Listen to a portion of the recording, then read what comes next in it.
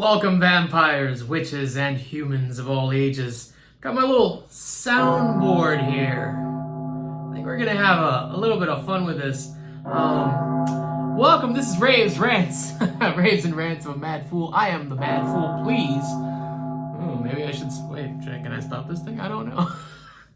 I am the Mad Fool, and once again, please, thumbs up, subscribe, comment, please let me know. This is officially probably my 13th video. I do have some subscribers. Thank you very much. I do have some views. Thank you as well. Thank you for sharing time. We're going to go ahead and deep cut here. Interview with the Vampire.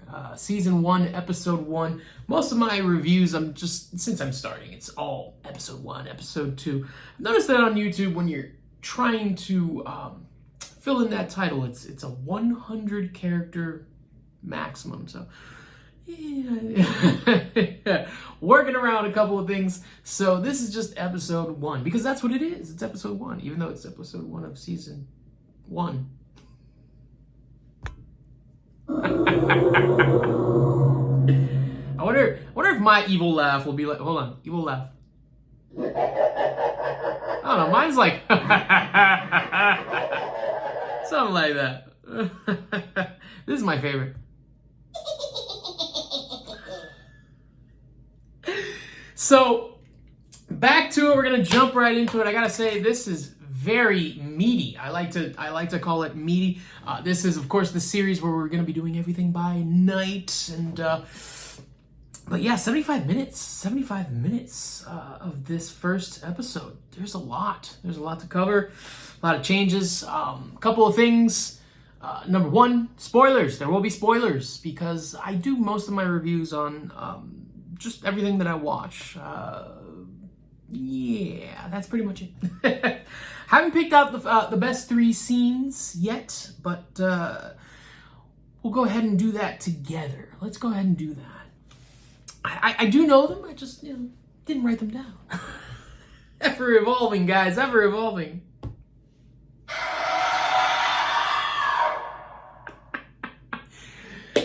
But let's get it started. By the way, news. It has been greenlit for Season 2. It's already been greenlit. A little bit of backgrounds, particularly on Interview with the Vampire. A lot of you have probably seen the movie. Some of you have read the books. Now we've got the TV show.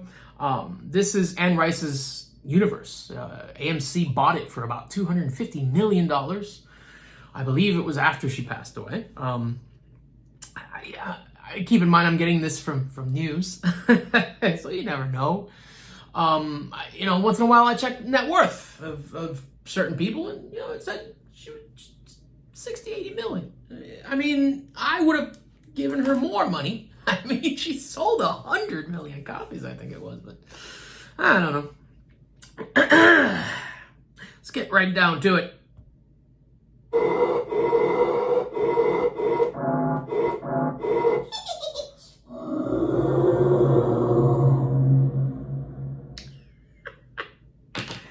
All right, guys, so when we first see stuff, this is basically stuff out there that there's people need to know. The first scene is basically a commercial for Daniel Molloy's master class, I would say. It's a master class. Yeah, he's a great novelist, journalist. He's got plenty of years of experience, knowledge, of course. But you can tell he's kind of down and out because, listen, there's the master class and then there's the reality. And the reality is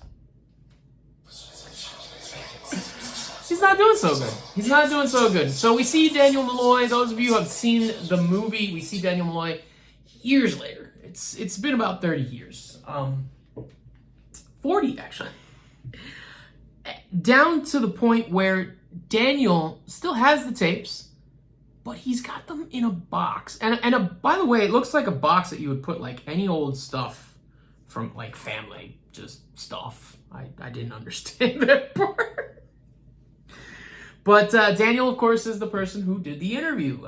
Those of you who have seen the movie, it was played by Christian Slater. This one is this character now. The actor is Bogosian. I can't remember his first name. I'll have to look that up. I apologize, guys. Apparently, I was not as prepared as I wanted to be for this, but we're going to roll right into it. Honesty is not a tactic. I love that. So in his commercial, he's literally there with a couple of students, and it's like, honesty is not a tactic. That's great. That's amazing. I mean, it seems that Molloy is actually an objective journalist, writer, novelist, and he wants the truth. A lot of us want the truth.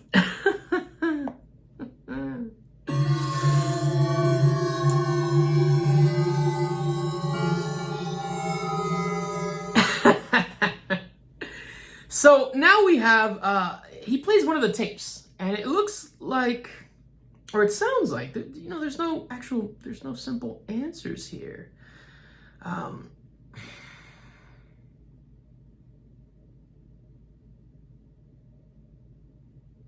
By the way, Jacob Anderson is the person who now is playing Louis. Big change, of course. Louis is an African-American male. Jacob Anderson, you probably know him from Games of Thrones. I almost said Thunder. I'll blame the soundboard. But it is, Games of Thrones. Game of Thrones. And he was Grey Worm. I believe it was Grey Worm.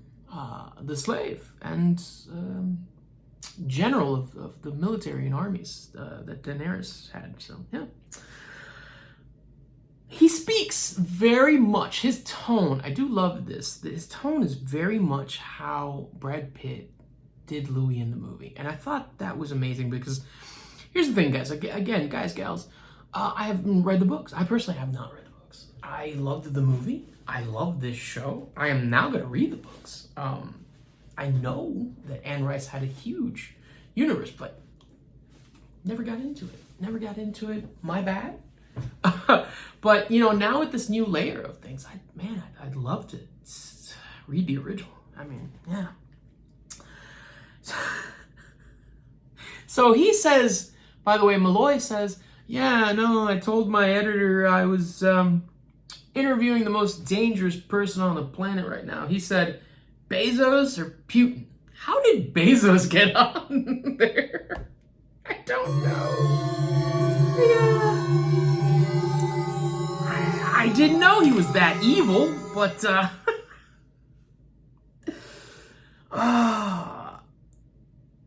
then, of course, we've got concerns. We've got Dubai. The scene is basically, he is now in Dubai. Beautiful place, Dubai. It's engineered. It was literally nothing but sand, and they built up a paradise around it. It's wonderful. It's beautiful. I've never been. I've only seen pictures.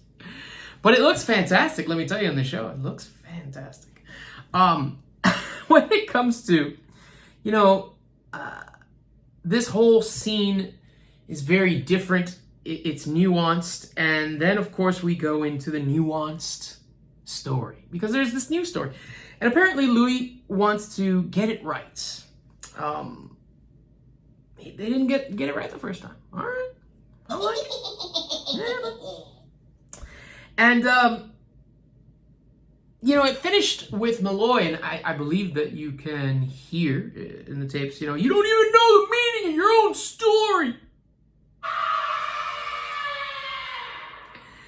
But then he comes clean. It's like, man, I was high, I was drunk, it was like a fever dream. I don't ask questions, I don't, contradict you, it was a fever dream, right? So what's changed? The world has changed. Everything has changed. It is in 2020. This is beautiful. It's present day. They're using COVID as the backdrop in the story. So, fantastic. I don't remember. Oh, I don't remember. Louis changed. He wants a do-over. And also, Molloy would like to personally say he is not his boy. He's not his boy. He's not. Louis is living in a coffin. That coffin is a very, very expensive Dubai apartment on a very, very, very high floor. So high, by the way, the buildings in Dubai are so high that they naturally sway. is the building. When you get to a certain point, you know, the wind just goes like that. It tips. It tips. And they're built and engineered to do that. Something, of course, that I found out from this show in episode 2, but I'll get to that. When it goes down to it, there was 20 blocks of Storyville. Storyville sounds fun. I'm just gonna say it. Storyville sounds fun. It's, you know, we see Louis. He's in the car. He's walking up. He's telling the story. He's doing the narration. So in this one, his father, years ago, what they have done is basically they've moved the character throughout a lifetime into somebody else, like a descendant type thing. And so the plantation owner was grandfathers, great-grandfathers. Louis' family, of course, came from France. He's Creole. It's New Orleans. And he's a man of means. He owns he owns 8. I want to say 8 out of the 11 sporting houses? No. But I love the way he says, I was a rougher thing then. I was a rougher thing. But, yeah. The alderman. Wow. Alderman Fenwick. I believe his name is, you know. Apparently he wanted to give that nice lady his love. She just didn't like where he was going to put it. You'll see what I mean. And those of you who know, again, some spoilers, if you have no problem with spoilers, then watch, of course. And I gotta tell you, Fenwick needs a shower. Let's just say that. So it looks like, you know, Paul hit him. There's an altercation. Paul is the older brother, but he's got a problem. He's been listening and he hears birds throughout his life. He's got a mental issue. The story goes that he was actually in an institution. I believe it was Jackson. And it didn't go so well. And they took him back. They brought him back to the house. He's been doing well. But every day, basically, he walks with his brother. He loves his brother, but he pulls a knife on his brother. Why? Because his brother hit him in front of everyone. And like he said, you know, he was a rougher thing back then because you had to be. You couldn't show weakness. Somewhat of a sign of the times. By the way, guys, I did not say, I told you the running time. The title of this is In the Throes of Increasing Wonder. There's a scene at the end, and actually this is those words are the last words spoken in this episode. It's very nice, very nice. So Lestat was watching. Lestat didn't think that he would find Louis, but he was watching, and he liked what he saw. Yeah. So apparently, looks like Paul says he's profiting from the damnation of souls. No comment. Look, I don't judge. I don't judge, and it is a sign of the times, and also nowadays they would be called sex workers. I don't judge. Okay. So, your brother sounds like a pain. That's what he said. Molloy says your brother sounds like a pain, but Lestat, I think, was great. So they go into the first time that he actually meets Lestat. Before that, we have some meetings as far as the family. We know that, you know, in the breakfast scene, we do see all 4 of them. There's Mom, which Ray Dong Chong. I love her. Grace, the sister. Paul, the brother. And at the head of the table is Louis. And this is very interesting because they're very close, tight-knit family, and they're talking about a lot of things. And yet Louis does not share himself 100% with people. Louis, I've seen the show, I've seen it all, and I gotta say, Louis, you need to find yourself, Louis. I think you were lost before you were a vampire, then you got turned into a vampire, then you're still lost, and there's a whole lot of things. The creator of the show, or the showrunner, has come out and said that if you look at the books, Interview with the Vampire, and then the second one was The Vampire Lestat, there's a big difference for that character. So there was a lot of things that were different and nuanced in the storytelling with the interview. And I think this is where the story is going. They want to, I would say they want to set up Lestat as he would be normally set up in the later novels, from what I understand. Now keep in mind I haven't read, but I have. I've used Wikipedia a couple of times. Don't do that. Luckily, I try, of course, not to go all spoiler. I mean, I can't do it. I mean, because it's a spoiler. You know, I don't want to spoil it for myself. I don't want to spoil it for you guys. We're just guys, gals, dreamers. Which is why I told you there's spoilers in this. Oh, man. Louis is a handsome man. Lily basically tells Lestat that, Lestat, Lily, they're in, I believe it was the Fair Play. The Fair Play is the sporting house owned by Mr. Anderson. Can do, Mr. Anderson, can do. It's a bit of a normal reply for back then, but I can see the problems with it today, of course. But when it comes down to it, Lestat is new in town. He's at the table with Lily in the Fair Play, which, by the way, looks like a fun place. But he tells him why he's there, how he stopped, how he was going to St. Louis, but he found another Louis, a better Louis, and he stayed in New Orleans. From Mr. Leoncourt.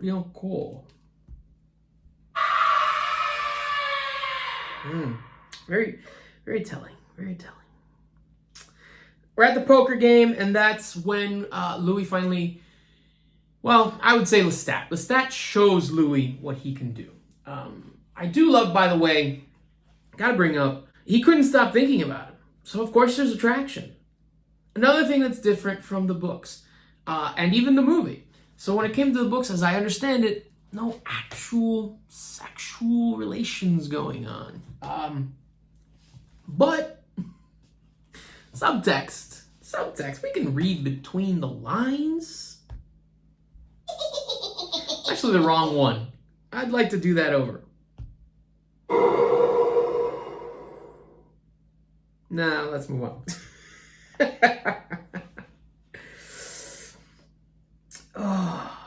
A most discreet Negro. Yes, a most discreet Negro. That is what they think of Louis. And some other stuff they probably don't tell him to his face. Lestat can read their minds, and so he knows. These men look down on you.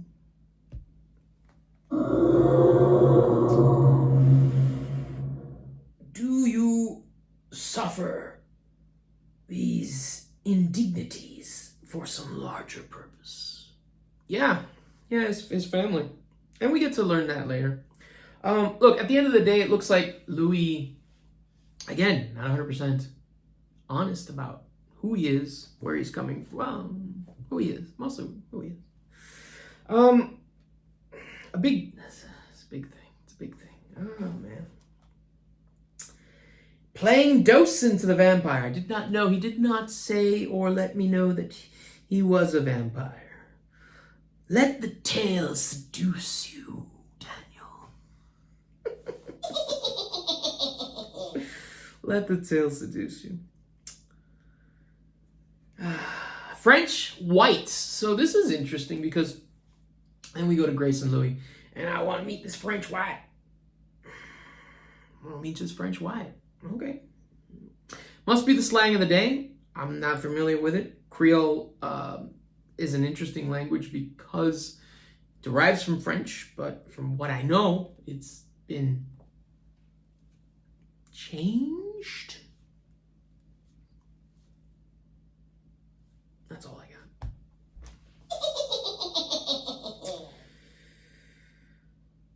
He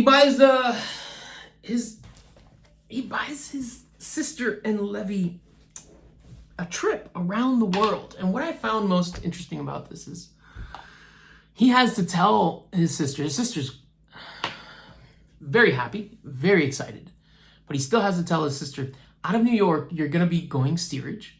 And then when you reach Europe, it's all first class. This is a big, this is very telling of the times in America and what type of place we were, because the fact that, Europe didn't have these problems with race. Not sure if they do now. Maybe I should leave the social commentary. I don't know if this show's about social commentary yet.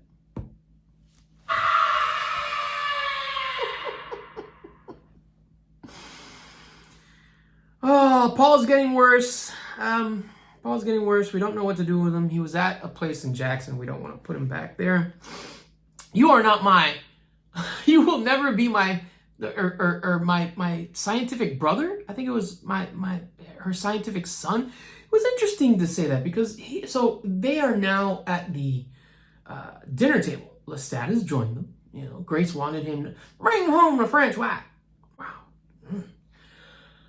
Bring home the French wine. And so they're at dinner time. Everyone's there. Paul, of course, his birds are asking him questions to ask Lestat. Lestat is being very accommodating. Here's some things. I'm going to tell you what I noticed about Lestat. Because again, in the original, Lestat was the bad guy. In the original book,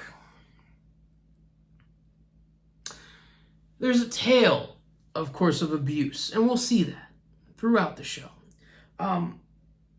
But I want to very clearly say, pay attention to what Lestat does. There's things that are said in this show that I think are about the story. But there are things that are done and shown that are, I believe, done and shown for a reason. And there's possibly something about the story that we don't know, that still hasn't been told. Those of you who have seen the whole thing through episode 7 know about that big reveal at the end. And the fact, by the way, yes, there will be a part 2.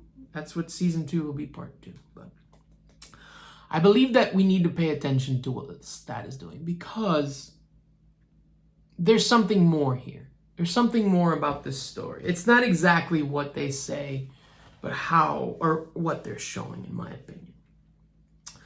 But they went to the opera, and Louis lies about liking the opera. He can't be honest with himself. And if you can't be honest with yourself, you have a problem. Dull as dishwater, St. Louis. Dull as dishwater, I love that. I have a gift for you. There's Lily on the balcony, and I have a gift for you. It's a flower. And Miss Lily looks very nice, very nice. The curtains are closed. The servants have gone. Oh, is that what you're into now? You like to watch? Stop doing that. My head, this and that. So this is, let's face it, guys. There's spoilers. I'm just going to say, this is the sex scene. All right. Doesn't matter where you come from. I don't discriminate. I don't hate. There's a wonderful creator and also someone that I listen to on YouTube. One of her quotes is, "Don't bash what you hate, promote what you love." And I believe in it. So I'm not going to bash anybody. I love everything. I love everybody. Why? Because people are all we have. That's why. That's just me. That's what I believe in.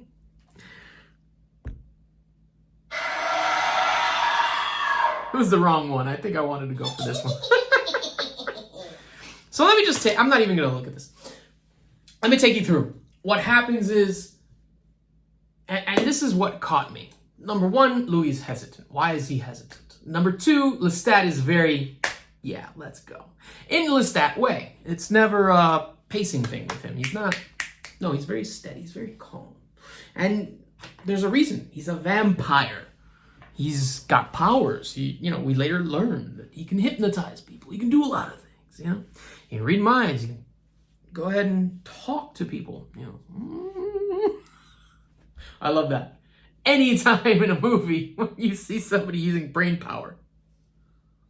I have mental abilities. I'm trying to talk to you right now. What am I trying to say?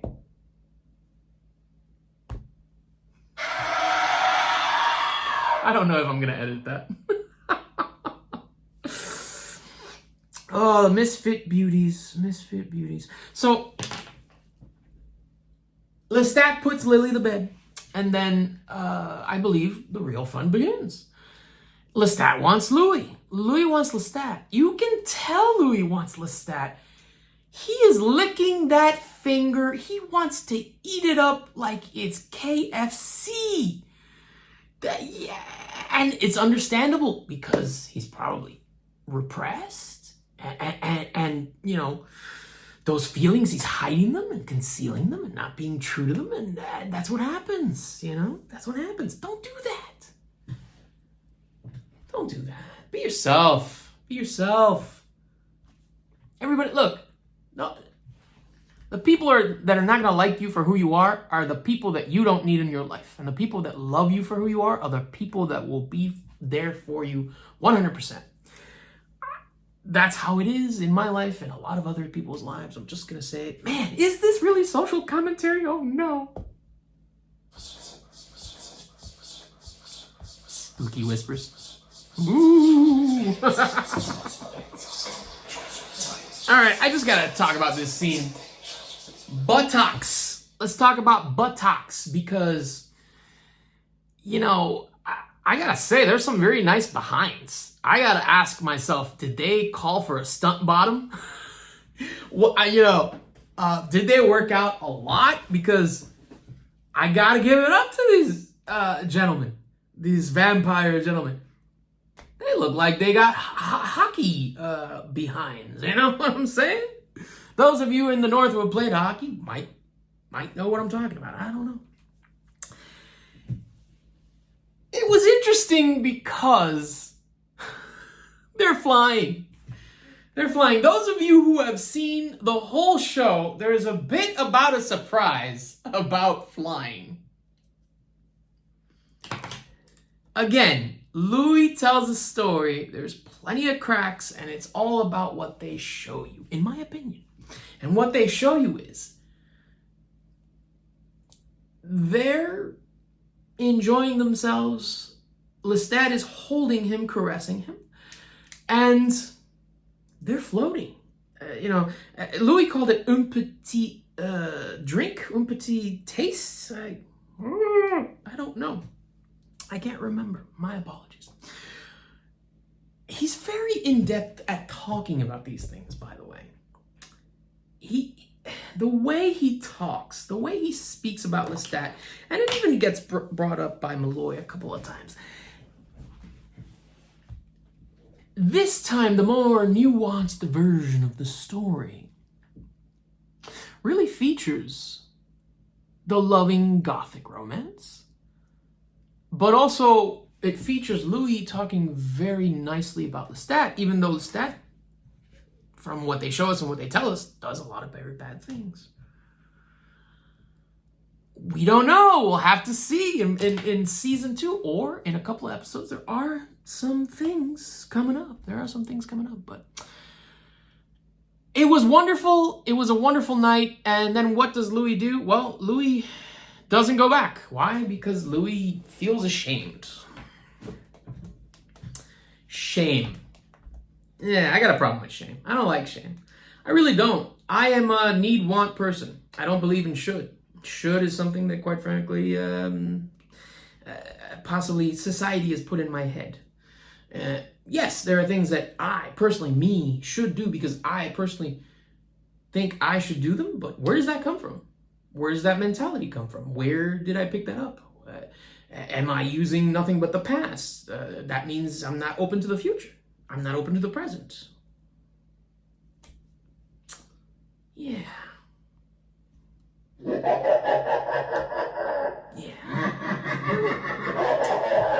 But he doesn't go back. he doesn't go back, and then comes the wedding and the ABCDEFG boys. And it's a great little dance. It's altar boys come dancing every day for God. Interestingly enough, the father was like, I always remember their plates never, or sometimes never made it back.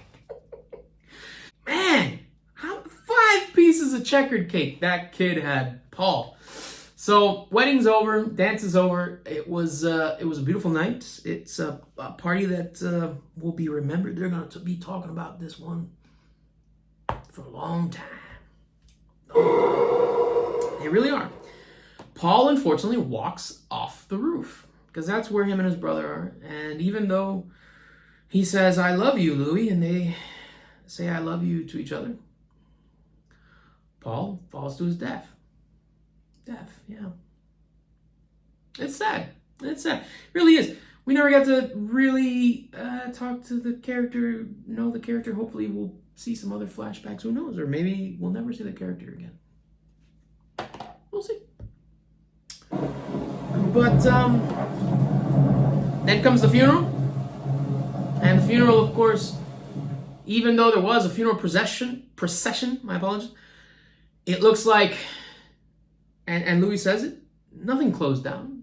You know, Paul, even though he was known, he was Louis' brother. Louis very affluent. I would say not affluent, but a man of means. I think if he was, unfortunately, I hate to say it, if he was white in this decade, in this time frame, yeah, he would be affluent. But anyways, it's sad. It's sad. There's a lot of things that are going to happen in this show that are about race. And I'm just going to tackle them. I'm just going to go right through. Keep in mind, again, I don't bash what I hate. I promote what I love. I am not about hate, really anything. Paul's not with us. Lestat still wants Louis. Louis still judges himself, in my opinion, in a very raw and emotional, hazardous, just negatively. He judges himself negatively. And why, in my opinion? Well, society. I'm just going to say it. This is the gruesome scene. This is really where we end the show, but what it is he can't take it anymore. Apparently he says that Lestat would not allow me to stay at the funeral. He called to me over and over again. And Louis goes to the church and he wants to, have a confession. And he's been drinking, he's sad, too many emotions, his brother's dead. And he starts, I gotta say, this is probably one of my favorite scenes.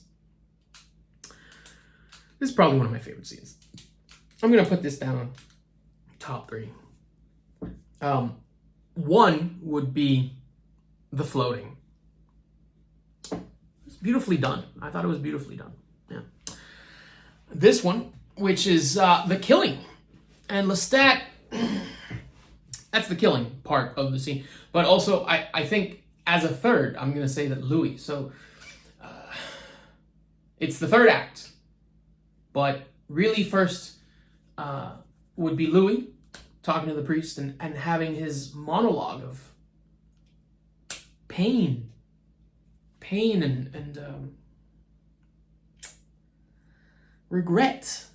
And some of the things that he regrets, some of these things that he puts on top of himself are made up. Lestat knows this, and Lestat knows a lot of things. And Louis wonders why Lestat knows these things. He reads minds. He reads minds. But pretty gruesome scene after that. A lot of priests getting killed. And then it's Louis, and he has no idea. His friend's apparently the devil. But Lestat, according to how Louis puts it to Molloy, he gave him a really good speech. And this is the part, Louis is so distraught. and he doesn't know what's going on. He's just seen this horror. He still has negative feelings. And here's Lestat, and he's basically asking him to marry him. I mean, be my companion? I will share the dark gift? And Louis says yes. And then comes the turning, and the turning was interesting. A great monologue again with the drums. The drum. First there was this big giant drum. How can I say it? Hold on. At first there was this big giant drum, and then it was pounding, and then behind it there was another drum, and then the drums beat in harmony and sync. And I was like, while he's basically saying this, what's happening is Lestat has drained him, and then he's draining Lestat. That's how you make a vampire. I think that's pretty standard nowadays as far as vampire. Vampire lore and movies and everything, that they do. And so Louis is a vampire, and this is the last comment, which is the title, In the Throes of Increasing Wonder. And you see Louis, and he has a tear in his eye. That was the beginning. That was the end. I can't remember what the next line is, but I don't know what to think about it. As a pilot, it was wonderful. It was fantastic. The production value is beyond on point. I love it. I gotta say, I would give this a 5 stars. I think it's a brand new story. I think they're going, in my opinion, the creators would like to tell you why and how it is that from the original book of Interview with the Vampire to the second book that Anne Rice has in that franchise, that universe, the Vampire Lestat. Again, 2 very different characters. So I believe that the creators and the writers want us to then see why, how, possibly different points of view. Again, this is why I'm paying attention to not what they're saying, but what they're doing, in my opinion. But there it is. Done my first review of Interview with the Vampire. Thank you for joining me. It is 39 minutes in. Thank you. I don't know why you're doing this. Thank you anyways. I don't know why I'm doing this except for possibly I really just want to talk about this stuff. Thank you. Please join, subscribe, thumbs up, comment, talk to me, let me know. I know that you're out there. I'm here. Talk to me. Thank you and good night.